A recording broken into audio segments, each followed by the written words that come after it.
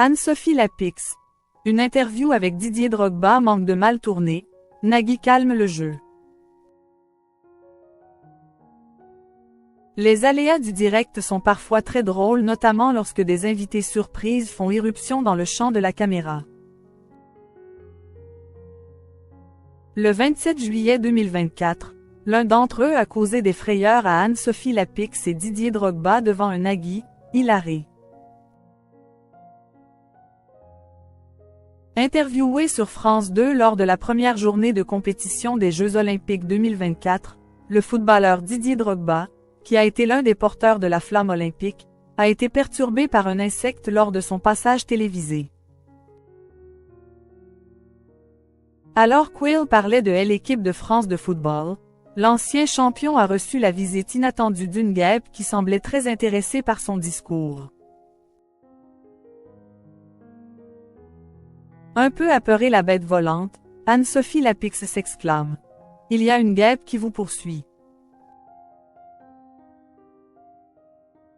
Exactement. Répond Didier Drogba qui semble aussi à l'aise sur les terrains de football qu'avec les insectes volants. Voyez comme je l'apprivoise. Je suis calme. Vous voyez que je suis très calme, conclut-il avec humour. Un peu taquine, Anne-Sophie Lapix ajoute. Je vois ça, je vous sens un petit peu tendu quand même.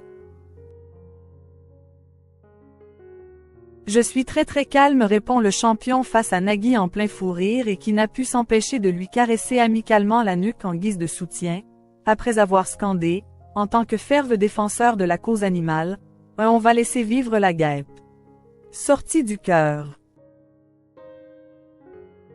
Le rêve de Didier Drogba pour les Jeux Olympiques. La veille, Didier Drogba a assisté à la cérémonie d'ouverture des Jeux Olympiques et a également fait une remarque aux journalistes présents. Quand j'étais assis, je me disais quand est-ce qu'on va organiser les Jeux Olympiques en Afrique? Je pense que c'est une question qui doit être posée et reposée. Parce que l'Afrique est un continent à part entière, et qui fait partie du comité olympique. Un souhait qui pourrait peut-être se réaliser pour les prochaines compétitions?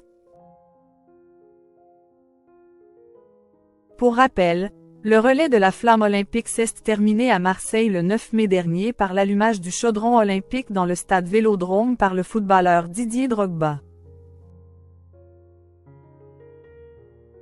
Un moment d'immense fierté pour l'ex-international français qui a été le seul buteur lors de la victoire de l'Olympique de Marseille en finale de la Coupe d'Europe des clubs champions 1993.